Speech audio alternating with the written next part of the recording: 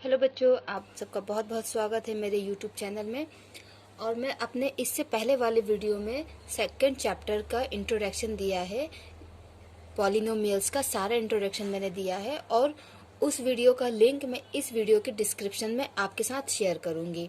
आप उस वीडियो को जरूर देखें, आपके सारे डाउट पॉलिनोमियल्स को लेकर क्लियर हो जाएंगे। फिर भी अगर कोई डाउट होता है तो आप कमेंट करके मुझे बता सकते हैं। अब हम इसी को आगे बढ़ाते हैं और एक्सरसाइज 2.1 को डिस्कस करते हैं।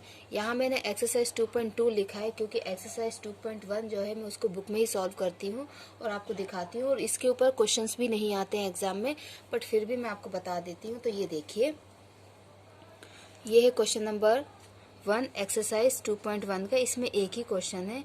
क्या है? The graph of y equal to p x are given in figure For some polynomials px, find the number of zeros of px in each case.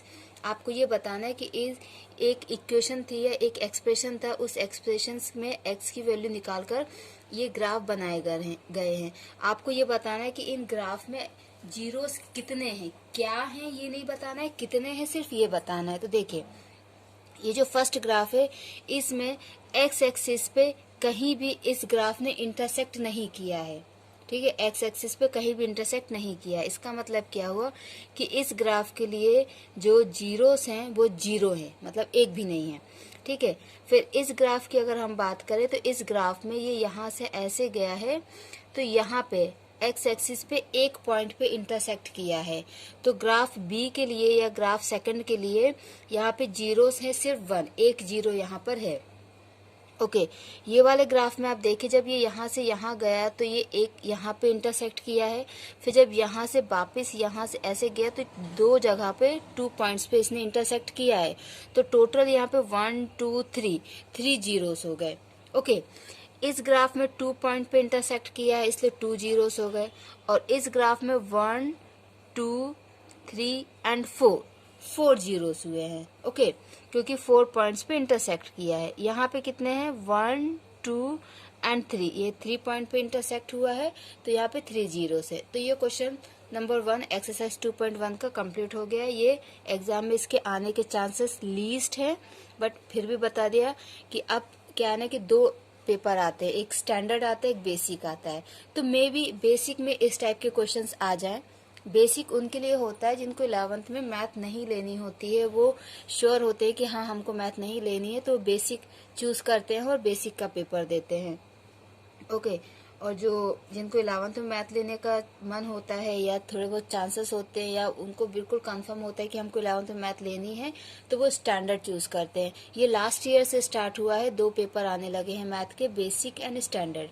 तो मे बी बेसिक में ये question आ सकता है, इसलिए ये आप एक बार जरूर देख लीजिएगा, पढ़ लीजिएगा। अब हम एक्सरसाइज 2.2 पे जाते हैं। ठीक है, ओके, तो फर्स्ट क्वेश्चन क्या है? Find the zeros of the following quadratic polynomials and verify the relationship between the zeros and the coefficient. तो हमको नीचे क्वाड्रेटिक इक्वेशन दी हुई है, उस क्वाड्रेटिक इक्वेशन में आपको जीरोस फाइंड आउट करने हैं। देखिए, चैप्टर 4 के मैंने अभी वीडियोस नहीं बनाए हैं, बट मैं बनाऊंगी, तो उसमें मैं आपको क्वाड्रेटिक इक्वेशन के 3 मेथड बताऊंगी, पर यहाँ पे अभी एक ही मेथड बताती हूँ, फैक्टराइजेशन। ये जो मेथड है फैक्टराइजेशन, इसको मैंने चैप्टर 5 में भी आपको बताया है, क्योंकि चैप्टर 5 में जब कुछ क्वेश्चंस हमने सॉल्व किए तो वहाँ पे एन के फॉर्म में क्वाड्रेटिक इक्वेशंस बनी हैं, तो वहाँ पे मैंने आपको फार्मूला मेथड और फैक्टराइजेशन मेथड बताया है।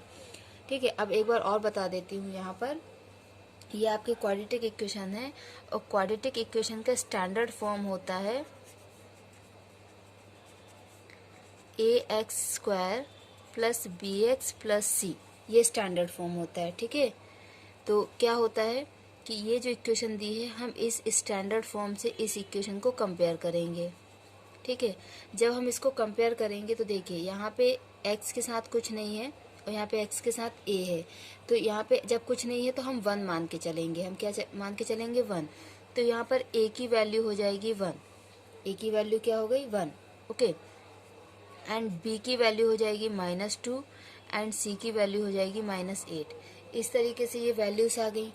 ठीक है, स्टैंडर्ड फॉर्म से हमने इक्वेशन को कंपेयर किया और a, b एंड c की वैल्यू आ गई। अब देखिए फैक्टराइजेशन मेथड कैसे यूज़ करते हैं। फैक्टराइजेशन मेथड के लिए हमें क्या करना होता है कि ए इंटू सी का जो भी आंसर आएगा वही आंसर बी का भी आना चाहिए। ठीक है, मैं इसको आपको और क्लियर करती हूँ।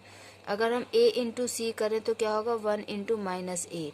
ओके, तो आंसर क्या आएगा, -8। ठीक है, अब आपको ऐसे दो नंबर ढूंढने हैं जिनको जब हम मल्टीप्लाई करें तो -8 आए, और जब उनको हम प्लस माइनस करें तो -2 आना चाहिए, क्योंकि b कितना है, -2।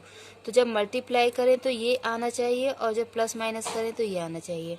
मेरी आपको यही एडवाइस है कि आप हमेशा क्या करें कि जो मल्टीप्लिकेशन होता है ना, उससे वो दो नंबर ढूंढें। अगर आप एडिशन से ढूंढेंगे तो बहुत ज़्यादा आपको प्रॉब्लम आएगी। तो देखिए -8 किस किस से आ सकता है, 2 इंटू -4, या फिर -2 इंटू 4, या फिर 1 इंटू 8, -1 इंटू 8, या फिर -8 इंटू 1। ठीक है, अब आपके पास सिर्फ 4 ही ऑप्शन है। इन 4 ऑप्शन में से एक सही ऑप्शन है। ठीक है, तो -1 इंटू 8 और -8 इंटू 1, अगर आप 1 प्लस 8 करेंगे, -1 प्लस 8 करेंगे तो 7 आएगा, और इस केस में -7, उस केस में +7, मतलब ये दोनों ऑप्शन तो हमारे निगलेक्ट हो गए। ठीक है, अब बचे ये दोनों ऑप्शन, इनको हम चेक करेंगे। 2, ठीक, अब हमको एडिशन सब्ट्रैक्शन के रिस्पेक्ट में चेक करना है। ठीक है, तो देखिए कैसे चेक करेंगे, 2 - 4, आंसर कितना आएगा, -2। इसका मतलब क्या है कि ये वाला ऑप्शन, ठीक है, ये वाला ऑप्शन हमारा सही है, ये वाला ऑप्शन हमारा सही है। ठीक है, ये फैक्टराइजेशन मेथड को हम splitting the middle term method भी कहते हैं। तो अब क्या होगा, ये जो हमारी इक्वेशन है x² - 2x - 8 = 0, इसमें हम क्या कर रहे हैं, मिडिल टर्म को फैक्टराइज कर रहे हैं या मिडिल टर्म को स्प्लिट कर रहे हैं। ठीक है, तो हम यहाँ पे -2x के जगह हम लिखेंगे -4x + 2x। क्या लिखेंगे, -4x + 2x। जब हम -4x में से +2x करेंगे तो आंसर यही आएगा। आपको मिडिल टर्म को स्प्लिट करना है, और हम ऐसा क्यों कर रहे हैं, जिससे क्या होगा, यहाँ पे 4 टर्म्स हो जाएंगे और फिर 2-2 टर्म्स से हम कॉमन लेंगे। ठीक है, इसलिए हम ऐसा कर रहे हैं। और -8 = 0, आपको मिडिल टर्म को स्प्लिट करना है। ठीक है, बी केयरफुल, आपको मिडिल टर्म को ही स्प्लिट करना है। अब क्या करेंगे कि ये पहले के जो 2 टर्म्स हैं इनमें से हम कॉमन लेंगे, और ये जो 2 टर्म्स हैं इनमें से हम कॉमन लेंगे। और कॉमन आपको इस हिसाब से लेना है कि दोनों के ब्रैकेट के अंदर सेम वैल्यू होनी चाहिए। देखिए मैं समझाती हूँ आपको। यहाँ से x और 4x में से हम क्या कॉमन ले सकते हैं, x, तो यहाँ बचेगा x - 4। ठीक है, और यहाँ से हम कॉमन ले सकते हैं 2, तो अंदर बचेगा x - 4। अब आप देखिए यहाँ पे भी x - 4 है, यहाँ पे भी x - 4 है, तो यही मैं कहना चाहती हूँ कि अंदर ब्रैकेट में सेम वैल्यू होना चाहिए। अब इस पूरे में से हम x - 4 कॉमन ले लेते हैं, तो बचेगा x + 2। क्या बचा, x + 2। अब मैं आपको थोड़ा सा और ये बताती हूँ, कुछ बच्चों को प्रॉब्लम हो सकती है कि कॉमन लेने में उनको प्रॉब्लम हो सकती है, तो मैं आपको समझाती हूँ। देखिए आपकी ये इक्वेशन है, ठीक है, स्प्लिट करने के बाद आपकी ये इक्वेशन है। कॉमन लेने में, क्योंकि जिन बच्चों ने अभी तक मैथ में इंटरेस्ट नहीं दिखाया, अब उनके पास बोर्ड एग्जाम आ गए हैं, तो उनको अगर वो बेसिक भी लेते हैं तो भी इतनी मैथ तो उनको पढ़नी ही पड़ेगी। उनको प्रॉब्लम हो सकती है कि कैसे कॉमन लिया है, कैसे करें हम इसको, तो मैं आपको समझाती हूँ। देखिए ये जो x² है, आप इसको लिख लीजिए x × x। ठीक है, x की पावर 2 है तो हम उसको x × x लिख सकते हैं। ठीक है, बाकी आपका ये 4x + 2x - 8। आप चाहें तो इस नंबर को भी मल्टीपल के फॉर्म में लिख सकते हैं, तो आपको और अच्छे से समझ में आ जाएगा कि मुझे क्या कॉमन लेना है। ठीक है, पर अभी यहाँ पे उसकी ज़रूरत नहीं है। तो देखिए इस पूरे में क्या है कि इसके पास भी x है और इसके पास भी x है। इस पूरे में क्या है, इसके पास भी x है और इसके पास भी x है, और इन दोनों में कुछ भी आपको एक जैसा नहीं दिख रहा है। ठीक है, और इनमें आपको एक जैसा कुछ भी नहीं दिख रहा है, तो जो दोनों में एक जैसा है उसको हम बाहर निकाल लेते हैं। उसको हम क्या करते हैं, बाहर निकाल लेते हैं। अब आप देखिए यहाँ पे 2 x थे, आपने एक x बाहर ले लिया, तो आपके पास अंदर क्या बचेगा, एक ही x। ठीक है, और यहाँ पे 4 और x था, आपने x को बाहर कर दिया तो सिर्फ 4 बचेगा।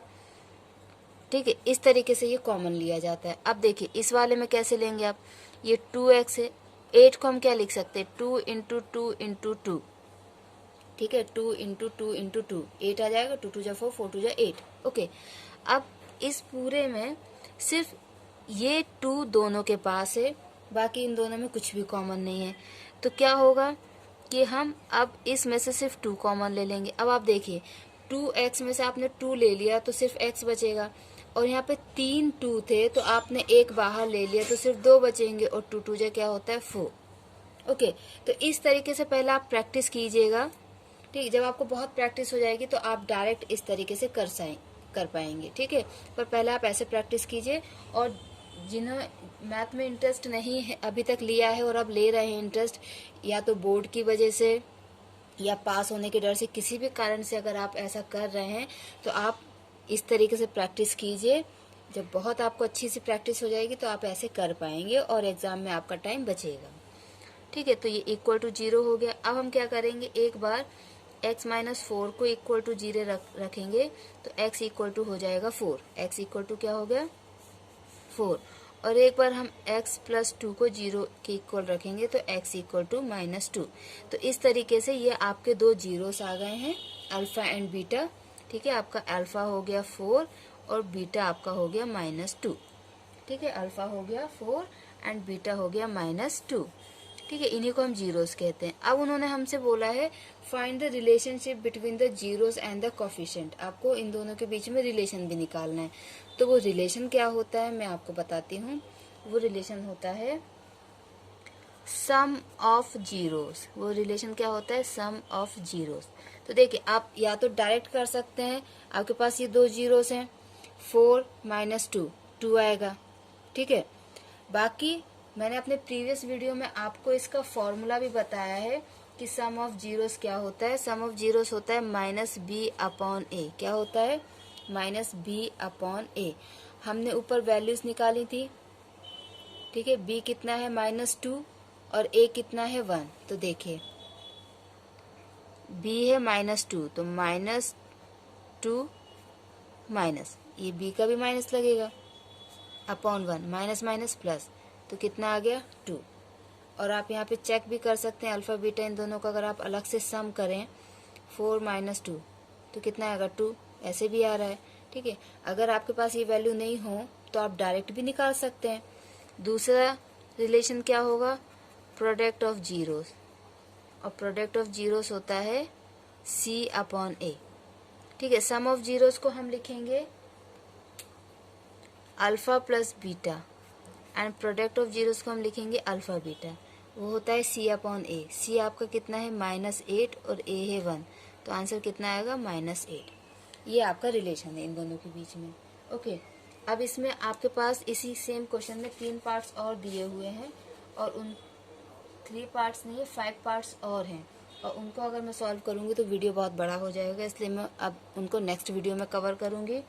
अगर आपको कोई भी डाउट है बच्चों तो आप मुझसे कमेंट बॉक्स में कमेंट करके पूछिए। अपना ख्याल रखिए, थैंक यू।